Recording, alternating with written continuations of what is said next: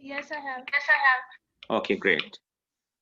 So as you can see here, that today our topic would be the endocrine system. If you remember in the chapter of coordination, we talked about a very fast system, that is the nervous system. The neurons are communicating with each other in a very fast manner.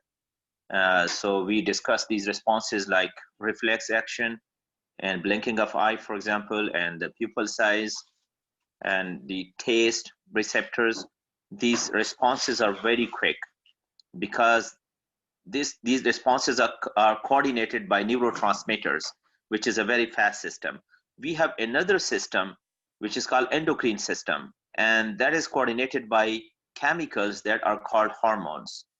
And you could expect slower response. For example, growth, your body growth, for example, both in humans and also in plants, you could see is gradual process. Your bone mass, your muscular mass, and all the skull, the development of your hands, extremities, facial structure, they are under the control of hormones. And these hormones are gradually bringing changes, but the mechanism is almost the same. They do have receptors. There are also effectors there. The stimulus is there. So the only thing is the response is slower, right? And you could see the response to blood glucose. If you are eating sweet, for example, candies, or you are eating after meal, insulin is released, and how they are controlling your blood sugar level, and similarly many other parameters in your body for normal physiology. So endocrine system is really extremely important for the growth. So we will inshallah discuss the basic information, you could say the core knowledge here. So although they have given very short description of endocrine system, and I would appreciate if somebody would like to give some feedback. What do you know about uh, endocrine system? You could also tell us about the other system as well. If you have any, you have read any book or you have any background knowledge, just to see your level of understanding. So inshallah, we'll cover accordingly. You could raise your hand. And don't worry if you come up with wrong answer. This is absolutely fine. Just I want to see your thought process. Yes, Ibrahim. The endocrine system is responsible for growth. Mm-hmm. It produces hormones. Okay. That's good. Yeah, endocrine system is for the, not necessarily for the growth, many other physiological function, but growth is one of the factor. Yes, that's very Yes. true. Yeah, and those chemicals are called hormones. So what do you think? What should be the communication method? If you remember, in case of nervous system, there was communication taking place among neurons. Endocrine glands. Endocrine glands. Yeah, endocrine gland. So could you please give a little logical sense? Like, for example, if I would say, if I touch a hard surface, so this stimulus is basically communicating through sensory neurons, and then relay Yes. neurons, and then finally through motor neurons, and there are neurotransmitters that are released, and then they are communicating to the effector. The muscles are contracted. So what about the endocrine system if you apply the same concept? Yes, sir. Okay. Sir, I don't know. Mm-hmm. Sarah? Yes, Sarah? By blood. Very good. Yeah, the communication is through blood. So remember that the glands are basically secreting hormones, and these hormones are poured into blood because these glands have very rich blood supply. So these chemicals or hormones are synthesized by glands and stored there, and that's how they are released in response to, on day-to-day basis, when you wake up or you are sleeping, you are eating, you are walking, you are jumping, you are running. So all these different changes in your body are detected by the hormonal system. They are regulated by the hormonal system. In your body growth, for example, your metabolism and the appetite center and all these stuff are regulated by hormone, and hormone are released into blood. And the blood, you could see here, if anything is in the blood, it could be carried to all parts of the body. So it means that hormones are chemicals that are produced by the glands or they are stored in the gland, for example, and they are released in the blood. Now the blood is basically carrying these chemicals to the target organs. Okay, if any hormone is released towards the growth, we call it growth hormone, so it should work on the bone, it should work on the fatty tissues, and it should work on the muscles, for example. So they have receptors there. So it is not going to affect all the system, but they have specific receptors where they bind. These chemicals can easily bind to those receptors, and then they bring changes. So while in case of neurotransmission, you could see there that the chemical transmitters are released, and they are communicating through the synaptic spaces to another, to the effector organ. So at the end terminus, you could see they are vesicle, they are releasing some chemicals, and these are called neurotransmitters, and they are affecting the muscular contraction or relaxation, for example. While here, the same thing, but it's not through a direct contact, it's indirectly through the blood. So this is one way which is here. Why do we call endocrine? Is there any system that is other than endocrine? We have hormonal system the same way. Anybody would like to share? Yes. Sir, can you repeat the question? Yeah, is there any other system apart from endocrine? There is endocrine system. Is there any other system of hormones or other way which is different from endocrine?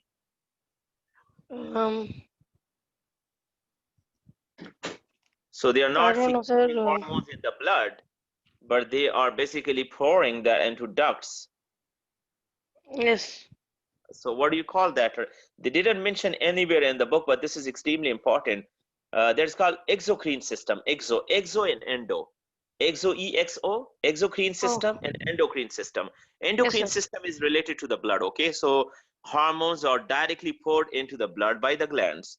While in case of exocrine, like your sweat gland, your sebaceous gland, the sebaceous gland is the one that are secreting. You could see here the oily secretion on your skin. So that is because of the sebaceous gland. And your sweat gland, your tear glands, for example, and all these are salivary glands. It also is excreting saliva in the mucosa, in the buccal cavity, right? So they are opening this secretion not in the blood, but in the buccal cavity. That's how it works as a lubricant, and also digesting while you're doing mastication, or you're chewing any meal. So the function is lubrication, plus some part of it is also digested. So I think these are called exocrine. Exocrine, as you know, EX for exit. So it's exit in the blood. It does not come directly in the blood. This is how it's called exocrine. While endocrine system, endo mean this is the major role in your body, and this is really the major function that are controlled by endocrine system. Endo for inside the blood, endo inside, you could say endo, get into the blood. The hormones get into the blood to show the effect. So this is one system. So inshallah, you could visualize your own body, and they have mentioned one example of adrenaline. And then there is a little comparison between nervous system and the endocrine system. Okay, this is the major key objectives of this lecture today, inshallah. And then we will have also coordination system in the plants. And once we come to that, I will let you know what exactly are the core knowledge you should know. But in case of endocrine, you need to know what is their role, what are different glands, and what they are secreting, at least the role of adrenaline. So over to you, Sundus, if you could show the page, and we'll start, inshallah. Yeah, so we're starting. Yeah, if there's any question they want to ask. Momina, Sarah, Zainab. You guys have any? Momina? I wanted to tell some things about the exocrine and endocrine system. Go ahead, you can share your thoughts. Yes. Okay. So the endocrine system, it is a chemical messenger system, and it also comprises of feedback loops. It depends mainly upon the feedback loops. Yep. And there are two major endocrine glands in humans, which are the thyroid glands and the adrenal glands. The hormones which are released in the endocrine system are released into the blood. And in the exocrine system, there are only 3 types of exocrine glands, and they are holocrine glands, merocrine glands, and apocrine glands. Okay. Okay. Good. Yeah. That's So you all. have word example in your body function for the exocrine gland system, endocrine system, exocrine. Sorry. Okay, I can give an example of holocrine glands. Mhm. The sebaceous glands, which are of the skin, and they are on the eyelids. The sebaceous glands are holocrine glands because the product is of secretion is released with the remnants of the dead cells. Yes. So Yes. that happens in holocrine glands only. Great. Yeah, this is one example. Yeah, there could be more example you could share. Yeah, excellent. Yeah, this is another way of defining these systems, you know. And yes, so let's be focused with the endocrine system and the curriculum objectives. So we'll cover, inshallah. If you have any question, then we definitely will take it later. So go ahead. Okay. So the endocrine system is a communication system just like the nervous system, and it consists of glands and hormones.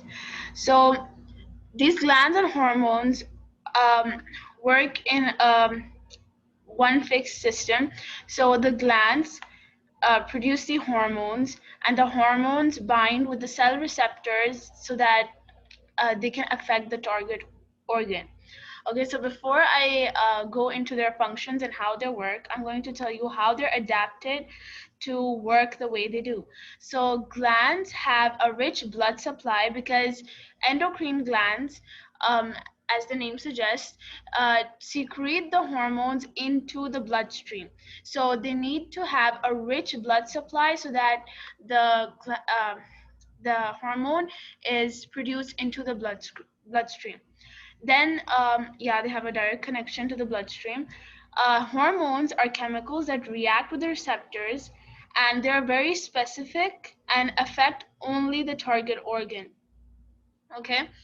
Um, so now there are 2 types of glands. Okay, endocrine. So you need to be clear with this. Okay, do not mix them up.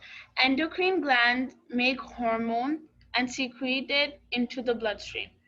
But normal glands just make chemicals. They don't have to be hormones. They could be enzymes, and they do not secrete it into the bloodstream. Okay. Uh, okay. So the first type of hormone I'm going to talk about is adrenaline. So adrenaline is secreted by the adrenal glands, and they are located on top of the kidneys. Okay. So adrenaline is secreted when you're excited, nervous, frightened, or really happy. Okay, and it helps you get your flight and fight response, which is because if there's danger, all your blood is directed to the muscles and your brain and your lungs and your heart, so that your muscles get enough oxygen at the right time, your lungs are taking in more oxygen, um, and your brain is working so you can think of a way out of the situation. Okay, and there are many other effects. So there's a faster heartbeat, faster breathing rate, your pupils dilate, and your skin goes pale because all your blood is directed to the lungs and the heart. So the target organs are muscles, right? Cardiac muscles and other muscles. So then the next hormone is insulin. It is produced by the pancreas. Its function is to reduce the blood sugar level in case of high sugar intake. So if your blood sugar level increases, it brings it back to normal. And there's another hormone which works in the opposite way, which is glucagon. Okay, it increases the blood sugar level if there is low sugar already in the blood. So if we're fasting or you're hungry for a really long time, you're going to notice that you lose body mass. and that's because glucagon forces the glycogen in the liver to break up, glycogen in the adipose tissues and all over your cells to break down into sugar so that your body can use it for cellular respiration. But in case of insulin, it forces the cells to open up and take in the sugar. That's why taking too much sugar is going to increase your body mass. So they force the cells to open up, take the sugar in, turn it into glycogen. Okay, so the target organ for insulin and glucagon is body cells. Then the next hormone is testosterone. It is produced by the testes. Its function is to cause the development of secondary male characteristic. Despite the common misconception, testosterone is present both in male and female uh, since birth, but it's more in males compared to females.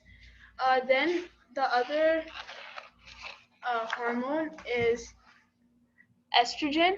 It is produced by the ovaries and its function is to cause the development of secondary female characteristics. Same goes for this one. It is also present in males but more in females. Okay, so that was a brief. There are some abnormalities. That's why testosterone, for example, is a male sex hormone, and estrogen is a female sex hormone. So it's predominantly in female physiological system. All female characteristics are developed by and maintained by estrogen, and all male characteristics are by testosterone. But however, there are abnormalities in which in some females there are also increased testosterone, and that would lead to different abnormalities in the sexual function, in the reproductive function as well.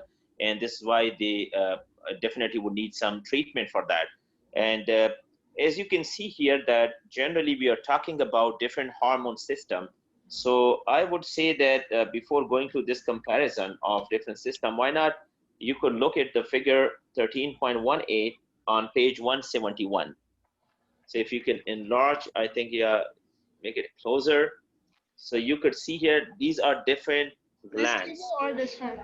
No, the 13.18. Oh. Yeah, Okay, up, yeah. So you could see here, they have mentioned different. Pituitary gland is at the top. You could see, we call it the master gland of your body, because this is basically regulating many hormone release as well. It's under control. We have two parts: anterior pituitary, where most of these hormones, the growth hormone, the thyroid stimulating hormone, these are all under the control of anterior pituitary hormone, luteinizing hormone. You know, all these are hormones are under the control of anterior pituitary. And do you have posterior one as well? They have not mentioned the function of posterior. You have oxytocin and antidiuretic hormone, which is released from the controlled by the posterior gland. And you have thyroid gland. Thyroid function is again very, very important. That's why people who are hyperthyroidism, you know, are hypothyroidism. Thyroid function, as you know, it's affected by the iodine as well. Deficiency of iodine could lead to goiter, you know, and this sir, again, yes. So can I ask a question? Yeah, sure. So the testosterone is a hormone. Testosterone is a hormone which called male sex hormone. Yes. Yes, Produced by it the is produced in the testes. Yes, I was just Correct. asking if it is a hormone or a gland.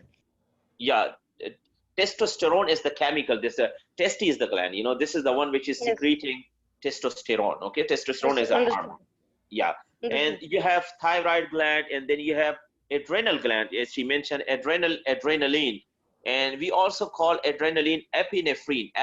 Nephrine is from nephron, you could say, on the kidney. They are located on the top of the kidney, and this is how they're releasing adrenaline, and we call it adrenal gland. And this is again on the control. All these hormonal system, including pituitary gland, under the control of central nervous system. So you could see a very good control system, a very good coordination system that your brain is controlling according to the situation. If there is any, somebody would see all of a sudden a lion or snake, for example, this is a frightening situation, a very fearful situation. So your body is, your brain is communicating to the adrenal gland to secrete adrenaline, because it prepares you for fight and flight mechanism. In fight and flight mechanism has been described in very detail here. under the title adrenaline. I don't want that you just remember the facts and figure. What does it do to the heart? What does it do to the respiratory system and muscle and circulation and stuff like that? You make a logical sequence. What happens when you are in a stressful situation, for example, emotional state, or maybe consider that you all of a sudden in a forest, you saw a dangerous animal is approaching and now you have to run. Okay, so you consider yourself as running. And so what do you need at that system? First of all, your heartbeat is increased by adrenaline because you need more circulation. When you are running, of course, you need more circulation, right? So that's why blood supply to the muscle is increased. At the same time, if muscle is contracting, you are running, of course, you need more glucose, right? So that's why adrenaline through the liver also increases glucose level, so that you have more energy, you have more ATPs generated through respiration, and your respiratory system should also be increased. You should have more oxygenation so that you can breathe very easily. That's why when you are running, those people who have strong breath, they can run faster, and they have good endurance, or they have good tolerance. They don't get tired very easily. Asthmatic people, smokers, TB, for example, they cannot run because the oxygenation process is impaired. So adrenaline is also dilating your bronchioles inside the lungs. So it gives good circulation. The blood is highly good circulated through the heart, and the good oxygenation, because your respiratory rate is also increased. You have more oxygen getting in, and more carbon dioxide, which is generated inside the body, is you are getting rid of that through the increased respiratory rate. And then you have muscular power as well. You are more glucose there to be utilized by your muscle system, right? Muscular system, so that you can run faster. And what happened to your eye pupil size? What do you think? It should be increased or decreased? You have seen people who are angry. Decrease. Angry people, you look, those people who are angry, so their eyes look how do you look at their eyes? I mean, their pupil size. They get bigger. It's It is bigger. increased or decreased? It's increased. Decrease. It is increased. Yes, very good. Why? Because somebody's in anger, like it's showing little bit defense mechanism. So even in animals, their pupil size is increased. So those animals who are approaching, they will stop. They are scared of the pupil size, which is very dark and very dilated. And at the same time, when you are running, you are focusing at a very short distance. So you should have more light to get into the retina, so that you can clearly see the object. You can run very efficiently. So this is another mechanism. That's how you are coping. So keep in mind, this adrenaline is doing all these mechanistic, these physiological changes to prepare your body for fight and flight. And what should happen to they have mentioned butterflies in your stomach. What does it mean? Butterflies in your stomach. And why? Yes, Muhammad? Go ahead. So it was for the previous question. Yeah, the question is that in your book, under the title Adrenaline, in subcaption Fight and Flight Mechanism, they have mentioned that your skin becomes pale, vessels are constricted, and it also gives you butterflies in your stomach.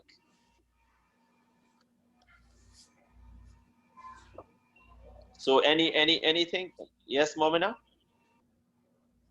It means nervousness. Yeah, this is again, yeah, this may be nervousness, but your stomach is basically constricting, contracting as well. You feel some sound also, like sometime with the hunger, or you feel very light in the tummy.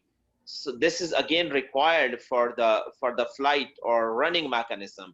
So that is why when you are eating something, what happens? Your whole blood supply is diverted towards the gastrointestinal tract. So because the blood supply is needed right over there, because you are eating food, so the food need to be digested, and digestion should give you more nutrients that should be absorbed from the gastrointestinal tract. But when you are running, of course, you don't need much but blood supply there. So the blood supply to the gastrointestinal tract is decreased in case of fight and flight mechanism. and this is how you become so light, and some sound also coming, and they give a phrase of butterflies like feeling in the stomach. So that is because you don't need much blood supply over there. So these are all the mechanisms you should know about adrenaline, and you need to remember some of the names of the glands. And then they have given a comparison as Sundus was discussing the hormones and their functions. So you go ahead, Sundus, and tell the other hormones that you have prepared for the endocrine system. Sir? Yeah, okay. You have a question? Yes, I was going to ask that doesn't the increased breathing rate and the increased heartbeat, doesn't it affect the fight or flight mode? Like it interferes with your logical thinking, right? Sure, yeah. So you mean the heart rate should be decreased, or? It should be normal. It should be normal. Okay. If it is normal, for example, if you are walking, you know, you are using a very low level of energy. When you are running, right? So you are using very high level of energy, because especially circulation, if the blood pressure remains the same, patient or that subject will immediately fall down, fainting. Why? Because the circulation will not be maintained. You are basically using your muscles, you are using your all power. So this energy system, you know, circulation, the heart rate should be increased to compensate, you know, for this. If the circulation, for example, if the blood pressure is 120/80, even while running, people will fall down. Why? Because they cannot maintain this quick circulation, because your brain is working very efficiently, all your organs are contracting, they need more energy. And for this energy, to maintain good energy level and circulation for the muscle, you need to have good blood supply. And this good blood supply is basically through increasing heart rate. When we say heart rate, we are increasing cardiac output as well. So your heart is very efficiently pumping the blood so that it can be supplied to the muscles and different parts of your body, and that's why you could run. When you stop running, if the heart rate remains the same, like 150 or 200, so what will happen? It's very risky, very dangerous, because your whole energy system will be depleted, and you are basically exposing heart to very strenuous work. So when you stopped running, your body, your brain will give signals to the heart that now slow down, and gradually there are hormones, there are transmitters that will bring the heart down to the normal rate. So normally you don't need much energy when you are walking, but when you are jumping, you are running, you need more energy. Is it clear? Or Yes. yeah, this is the one of the reason. So think of the circulation, think of the muscular activity. All your body parts are used while running. So this is one of the, even if you are not running, still, if all of a sudden somebody is exposed to a frightening situation, maybe they see something which is really scary, you would see all of a sudden their skin will become pale and their heart is throbbing and racing inside the chest, but the circulation is not increased that much. When you start running using your muscle, and now the energy level of the muscle is decreased. Of course, you're constantly, they are contracting, muscles are contracting. So you need to replenish that energy. And that is only possible through blood. Blood should have more oxygen as well. That's why your respiratory rate is also increased by adrenaline. Okay, next. Sir? Oh, yeah, okay. Sir, so what hormones do thyroid glands and pituitary glands make? Which gland, sorry? The thyroid glands and pituitary glands. Yeah, this called T3 and T4 for thyroid function, as I mentioned before. They did not mention actually the whole role because there's a whole physiology. Yeah, pituitary gland, as we mentioned, all these hormones under the control of growth hormone, luteinizing hormone, even the sex hormones that are also under the control of pituitary gland. Pituitary gland is basically the master gland of your body. So it detects many changes and accordingly coordinate with different glands. They are also called releasing growth hormone, releasing hormone, for example. They definitely releasing hormone by under the control of higher system, hypothalamus. So your pituitary glands are releasing antidiuretic hormone, for example, your oxytocin, which is related for the milk production, and also during the last stage of delivery, oxytocin can also help in delivery. And then you have the growth hormone, you have the sex hormone, you have adrenocorticotropin hormones. These are regulating adrenaline. So if somebody is preparing for fight and flight mechanism, so pituitary will direct the adrenal gland to secrete more adrenaline. So this is how they are regulating. You know, this is a very fast communication system which can regulate. Some of the functions are really slower. For example, growth and other like thyroid function. But some of the activities are very fast. Like when adrenaline is released, adrenaline can work on different receptors. So the receptors are there in the heart, in the bronchioles, in the lungs, also in the blood vessels, and you have also in the other parts of the body. They are equally distributed. So when adrenaline is in the blood, it can easily attach to these receptors. So when it's attached to beta-1 receptor, for example, this is the name is beta-1 receptors in the heart, so the heart rate will increase. And the lungs, we have beta-2 receptors, the names, but you don't need to remember these names. This is only for physiology, for medical students, but yes, they have beta-2 receptors. So in heart, the receptor is different, although the chemical is the same. When it is attached to beta-1, the heart rate is increased. When it is attached to beta-2, the bronchioles are dilated, so you have more oxygenation. When it's working in the other parts of the body, so you would, in the vessels, for example, you would see some vessels are dilated, especially in case of muscular. In the muscles, you need good blood supply. So adrenaline can also dilate the blood vessels in the muscles so that you have more energy, you have more perfusion, and that is why you are very efficient to cope up with this flight and fight mechanism or any emotional scene, for example.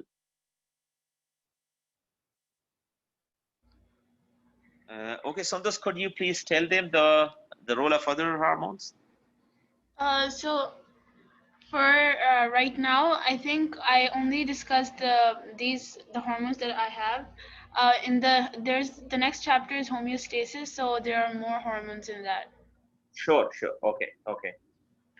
So I was going to compare the nervous system and the endocrine system. So first of all is the mode of transport. So nervous system uses neurons, and endocrine system has secretory cells which secrete hormones. Yes. Then nervous system has electrical impulses. Endocrine system has chemical information in the form of hormones. Nervous system has nerve fibers. Endocrine system has blood vessels, so the hormones are dissolved in the blood plasma. And nervous system is quick, so you can judge by the speed of your reflexes. But endocrine system is slow comparatively. Okay, so it is fast. That's why adrenaline, I think, moves up in your body so quick. But comparing it with the nervous system, it's slower. Nervous system is short lasting, okay, and endocrine system is long lasting. Yeah, so these are some of the comparison you could easily see. If you know one system, you could easily understand the other system. So this was the endocrine system. So over here in the endocrine system, the chemicals were being produced into the bloodstream. But the exocrine system is a system in which glands produce and secrete substances which protect and lubricate the body, and it doesn't have to be in the bloodstream.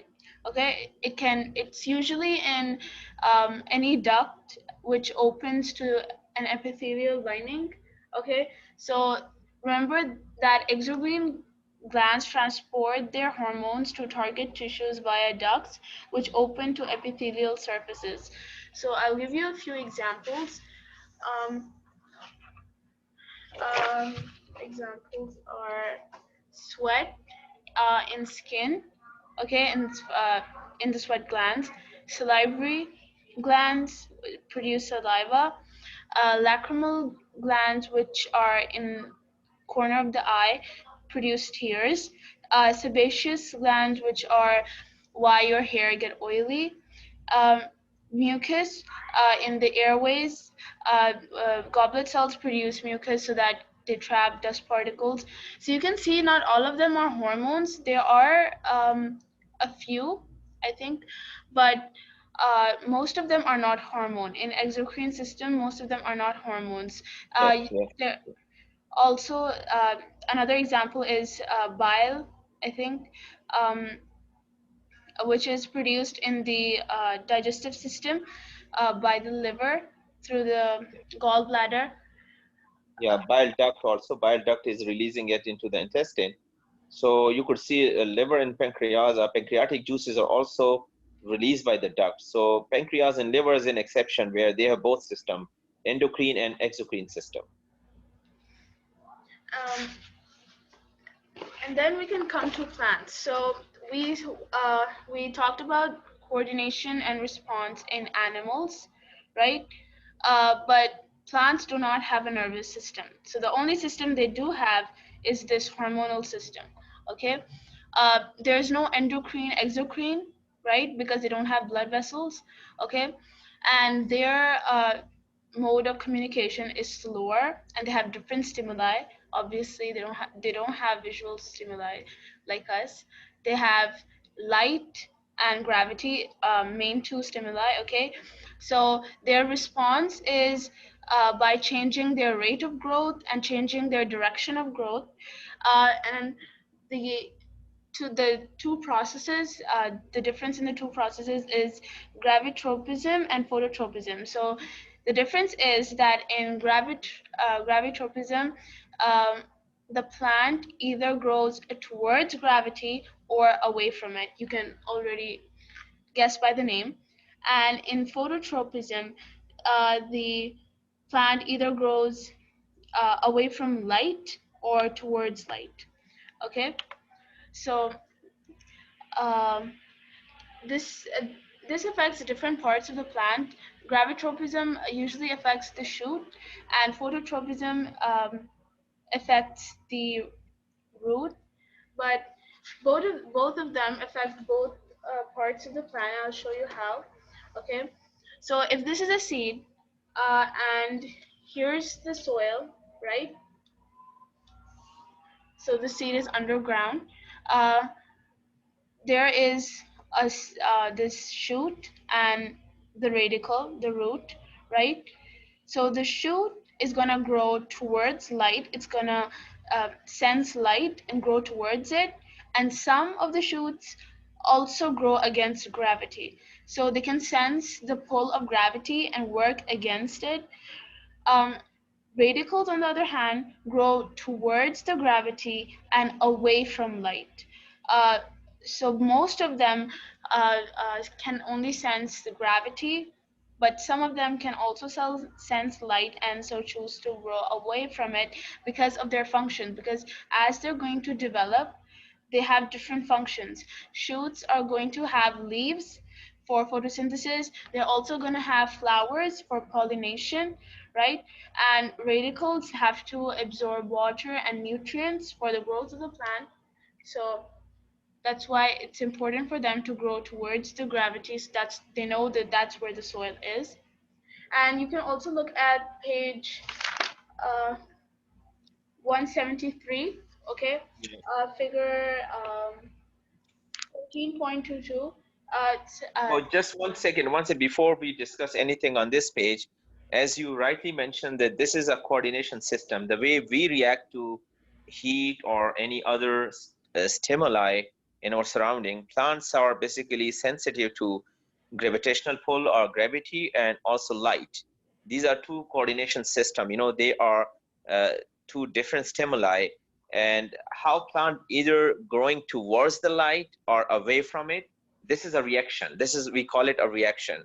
In case of human body or animal physiological system, you would see they have transmitter system which are coordinating all these activities. In the plant, as you know, we don't have that kind of a vascular supply, and we don't have any neurotransmission kind of a thing. So there are other chemicals that are called auxins. So auxins are basically the main transmitter, you could say, the major player. So in this chapter, first of all, you need to know the stimuli. These are gravitational pull and also I think you mentioned phototropism and gravitropism. The tropism is basically the reaction. This is the reaction, like you have a reflex arc, you have a dilated and constricted pupil size, for example, in human. So in the plant, they have this way, tropism, they are reacting to stimuli, and they are either going towards, depending. So keep in mind the shoots, as she mentioned, shoots function is the branches should grow upward because they can hold leaves, flowers, and fruits, and definitely sunlight is very important for photosynthesis. While in case of radicals or roots, they grow downward and they absorb, for example, nutrients, water, minerals from the soil. So these two kind of responses are coordinated by auxin. So auxin is the major player. This is equivalent of adrenaline, you could say, or because this is also kind of a hormone which is called a plant chemical. So they have basically mentioned auxin role in all these experiments. The experiment that you see on page 173 is related to auxin, and they have proved, and there is a evidence that why auxin is more important. I don't think there's any difficult terminologies here in the plant hormones. They just have mentioned the auxins and how auxins work. We can look at the diagram figure 13.19, the first one at the top, Sundus, you could see it. So you could explain that little. Yeah. So Coleoptile, yeah. I have drawn my own diagram. Should I? Okay. Go ahead. Then we come back to this. Yes. Okay. Okay, so there are many kinds of plant hormones, but the one that we're going to be focusing on is auxin. Okay, so auxins are plant hormones which encourage or discourage growth. Okay, and it depends on the location of the auxin, if it's a encouraging growth auxin or discouraging growth auxin. It depends on its location. So the ones that are in the shoot are usually the ones which encourage growth. Okay, and the tip, so when the plant is growing, if this is the seed, okay, so let me label this diagram. This is the seed, okay, and this is the radicle, right? This is the radicle, and this is the primary leaf, right?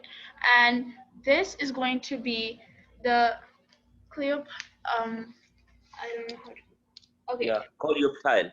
Coleoptile, okay, Yeah. and it's the part which is going to produce the auxin which encourages growth. Okay, so it's basically first a protective covering on the leaf, because as the leaf is going to make its way through the ground, remember this is underground, so as it's going to move make its way against gravity, against the soil, it's if it was unprotected, if this leaf was unprotected, it's going to get damaged, right? So this protective covering protects it and also releases auxins which encourage growth. So Yes. there's an experiment on page 13.19, and I've just drawn it in a larger scale over here. If you think of light coming from this direction, right now I'm not going to tell you how they're bending towards light. I'll come to that on the next page. But for now, I'm just going to tell you what auxins do and how they are transported through the plant. So over here, if we cut the cleoptile off the plant and we put another cleoptile on it, so Yeah, you replace it. Yes, you cut off the tip of the cleoptile and then replace it. Yes.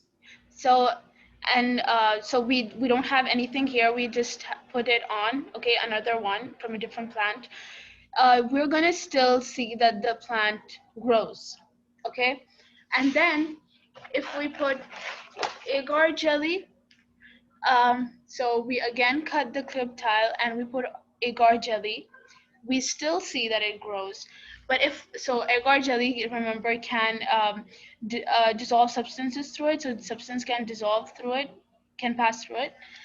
But if we put mica, which is like a solid piece of organic substance, nothing can diffuse through it. Okay, so you see that it doesn't grow, which tells us that it is something that the cleoptile is producing, which is encouraging growth.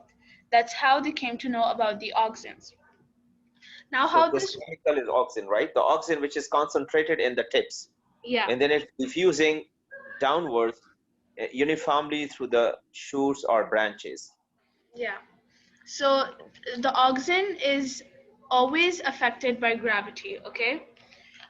And I'll tell you how light affects it too, but for now, remember, auxin moves towards the gravity. So if it's made in the tip, it's going to move downwards, and because gravity is acting evenly on the whole stem, it's going to move down evenly. But when there's light falling from one direction, the auxin on this side of the shoot, okay, this side, are all broken down because of the light. Okay, so when they're broken down, there are no auxins here, only auxins left here. So initially they did diffuse down evenly, but when the light broke down this side, so this side became empty, the auxins were only left on this side. So the cells over here grow quicker because this auxin encourages growth, right? So over here they grow quicker. The length of this side increases, and this side does not, and so it bends towards the light. Okay. Yes, that's very true. And for the radical, we have auxins which discourage growth. Okay. Again, they are concentrated on this side because this is under the soil, right? And gravity has its force pulling it downwards. The auxin is going to be concentrated here. So the growth over here is going to be slower than normal, and over here it's going to be normal. So this side remains short, this side grows, and so it bends towards the gravity. So it all has to do with the concentration of the auxin and the type of auxin. Nabil, do you have a question? Yes. Why does the auxin have opposite effect when it is on the radial, but it encourages the growth when it's in the stem? So there are different types of auxins. The one that is in the shoot is AII auxin, and the one in the radical is another type. Yeah, that's very true. Another mechanism is that this is highly needed. This is how plants are designed by Allah subhanahu wa ta'ala. As you know that shoots are supposed to be growing upward and in a linear way. And roots are not supposed to be growing upward. For example, if you put a seed in a soil and the roots are going upward, so it's not going to help the plant for the growth, right? So the auxin which are there in the root has opposite effect that which is in the shoot.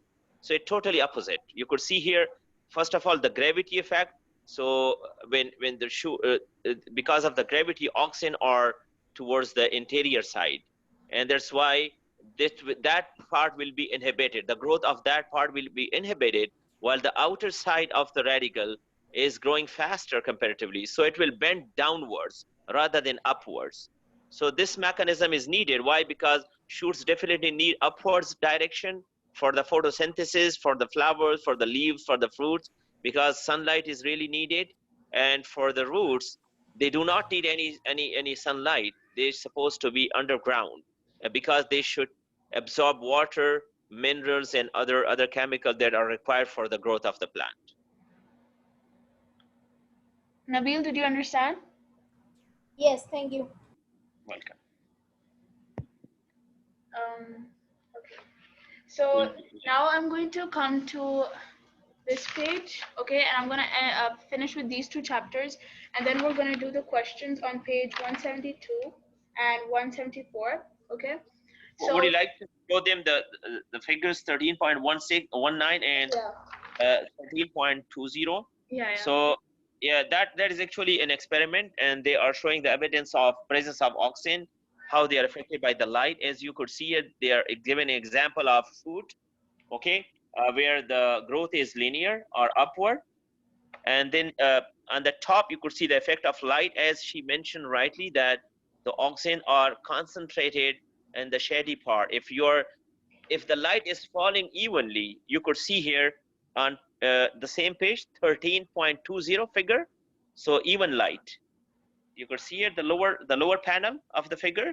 So this branch is growing upward straight because the light is in even direction, an all uniform fall of light. So auxin is distributed also quickly and uniformly. But unidirectional light you could see on the right side. So what does it do? So from the shady part has more auxin, and that's why it's growing faster and is bending towards the light. You could see it's bending towards the light. This is one experiment that the auxin is really important. In the top panel, they have mentioned jelly. If you put jelly, which can diffuse easily, all the material or substances could diffuse through jelly. And you could expect auxin also distributing, and you could still see growth. And this why it's bending towards the light. While in case of mica, which is insulating material, it does not allow any diffusion, and you won't see any growth. And that's why it's not bending towards the light. Nabil, do you have any question? Yes, Nabil? Shariar? Yes, sir. Sir, could you repeat why the auxins on the right side grow more slowly? Which one? Sorry, which figure you're talking about?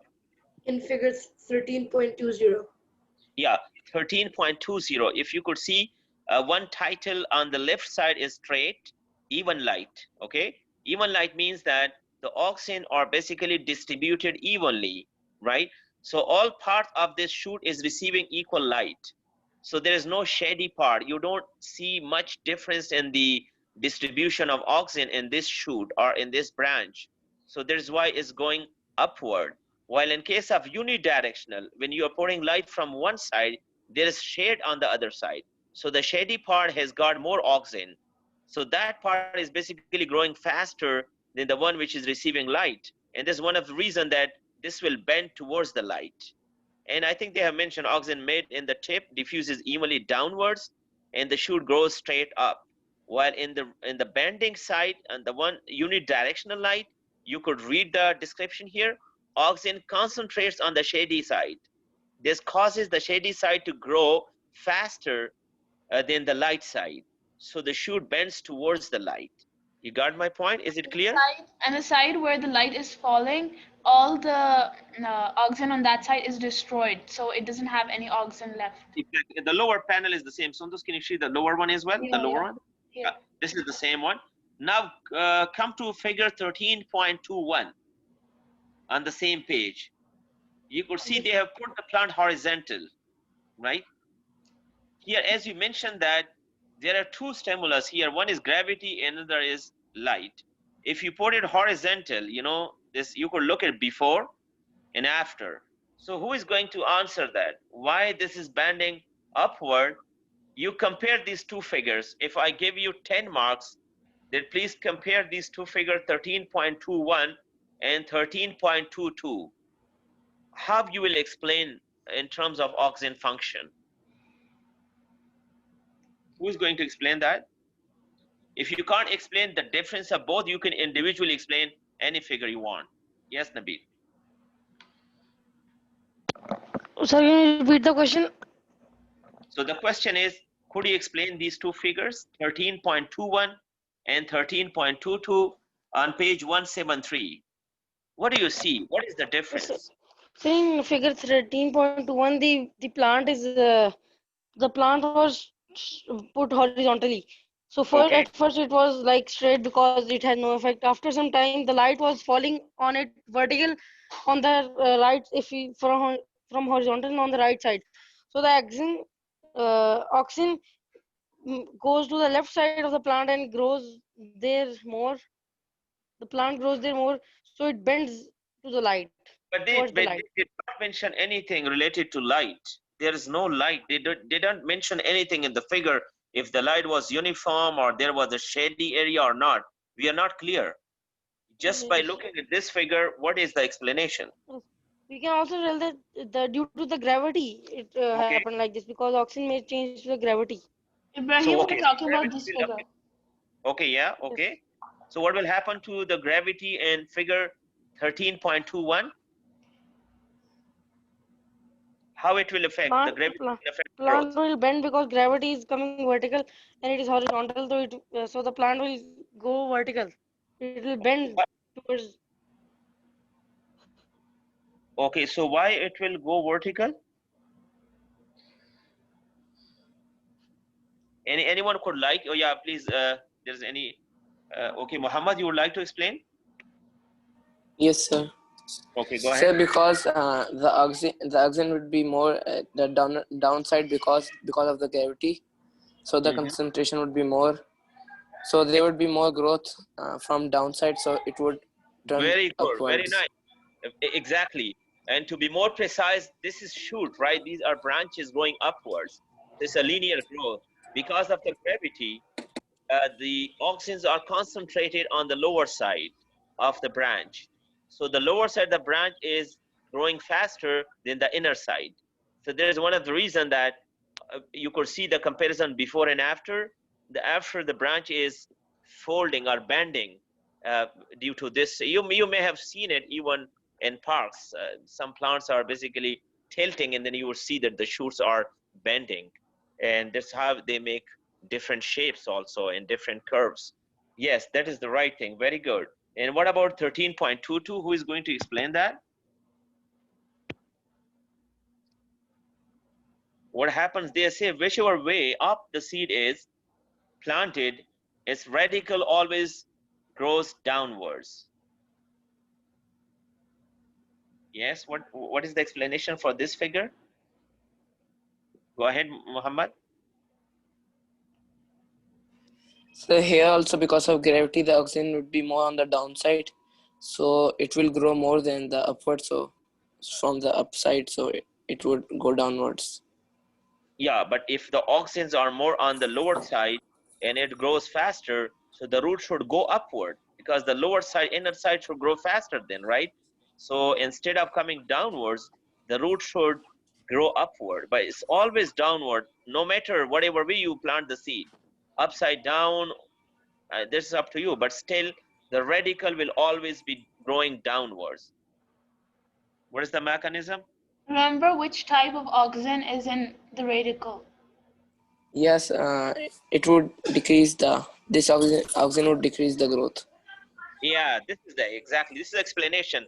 Although the auxins are concentrated on the lower part, on the inner side, but this auxin there is inhibiting the growth. So the outer part is growing faster, and this is one of the reason that the radical will go downwards toward the soil.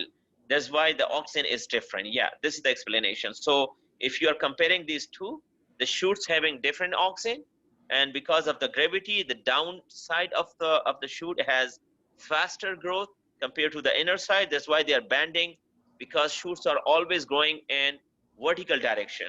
While in case of radical or roots, you could see the auxin are basically inhibiting the growth. So the lower part, because of the gravity, more auxin are concentrated there, and it's inhibiting the growth of radical. And the outer side is growing faster, so you always see that the radicals are going downwards. Yeah, this is one of the explanation. Very nice. Excellent. I think now this part is very clear. If you still have any query, any question, any clarification you want, you could raise your hand. Otherwise, we'll just go to, you would like to do the questions, or you'll explain some more terms, Sundus? Just the last two paragraphs. They're really short. Okay, go ahead. So does anyone have a query? Okay. So Yeah, we have to conclude in a few minutes. We're already short of time. okay. So the next, the term they're using on the next page is etiolation. This is when the plant grows in complete darkness. So the plant grows upwards because it's in the hope that it's going to reach sunlight, but it's in the darkness, and when it doesn't reach sunlight, it grows tall too fast, and does not focus on the growth of the leaves. So the plant, grows really thin and tall with few leaves, and this is called etiolation. It's this type of disorder, okay? And it's obviously environmental because it wasn't given enough light. And then they're also mentioned weed killers. So weed killers are synthetic chemicals, which means they are made in the factories and not taken by other plants. And they affect so they're very selective, and they affect the DNA of only the weeds so that the weeds die and new grass can grow in its place. Yeah. So etiolation, the main clue is here, a plant growing in dark are usually pale. They do not use photosynthesis, of course, and they are taller and thin. And this whole phenomenon is called etiolation. But if you let the plant grow, I mean, in the sunlight, you will see the changes. It will go green as well and thicker and also strong. So this will not be etiolation. Etiolation is only when those plants growing in case, you might have seen, I mean, such plants in forest and thick forest.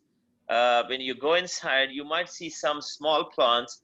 They do not receive much sunlight and they are really pale, and they are very thin and very long, tall as well. So these are one kind of etiolation, but usually totally dark is another phenomena that further affect the plant growth. Weed killers, as she mentioned, is they are using probably auxin, but this auxin is not natural one, because if you're using natural, so they would also affect the growth of both your crop and also the weeds. So the weeds will also be getting more strength.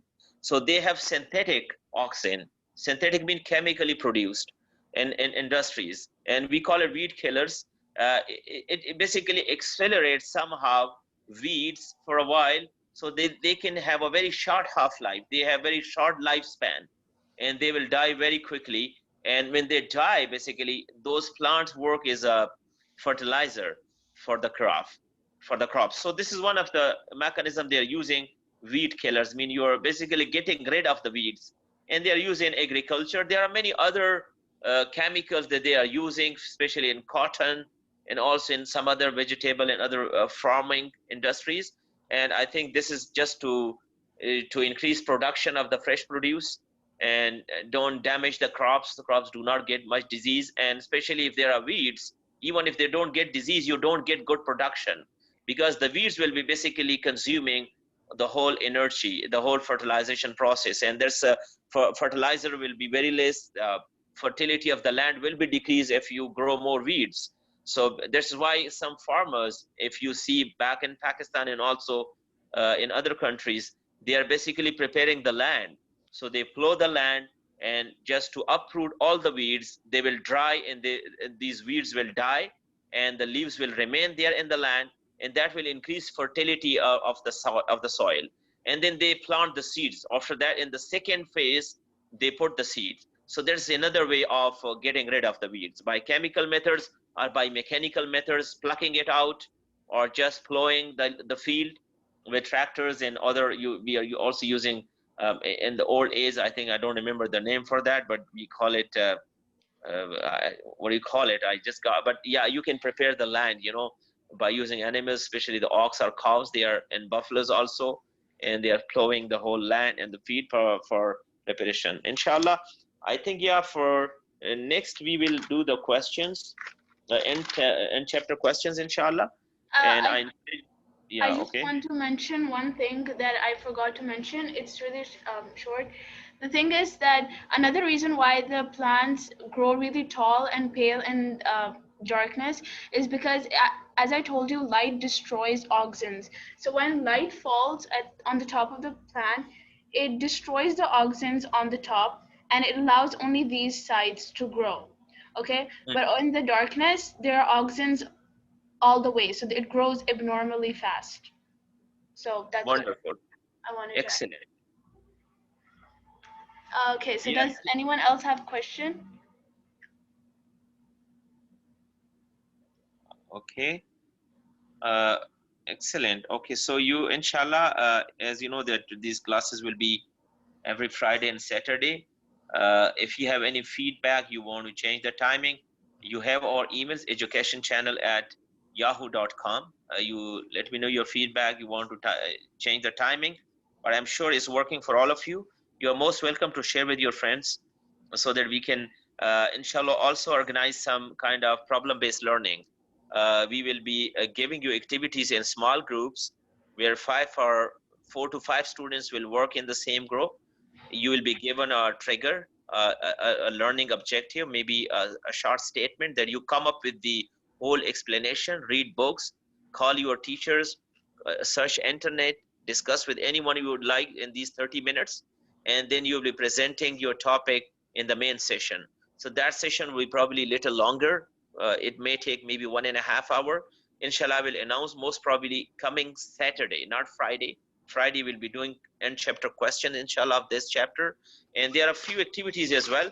We will see if you really want that. I'm not sure how important are they for your exam, but yes, it needs time to cover them, although they are good to grab some concepts, to integrate knowledge. Inshallah, we'll try our best to cover things, and then you're most welcome. You have any question? Otherwise, we will conclude the session. Muhammad, do you have a question? Sir, can you tell your email again? Yeah, education channel at yahoo.com. EDUCATION, education channel, CHANNEL at yahoo.com. It's also in the flyer. The flyer that we have circulated for feedback and all registration, those who want to register. So you're most welcome anytime, inshallah. Jazakallah khairan. And then inshallah we'll conclude the session. May Allah bless you. Assalamu alaikum. Okay, sir. Allah Hafiz. Allah Hafiz, sir. Walaikum salam, sir. Hafiz, sir. Allah Hafiz. Allah Hafiz.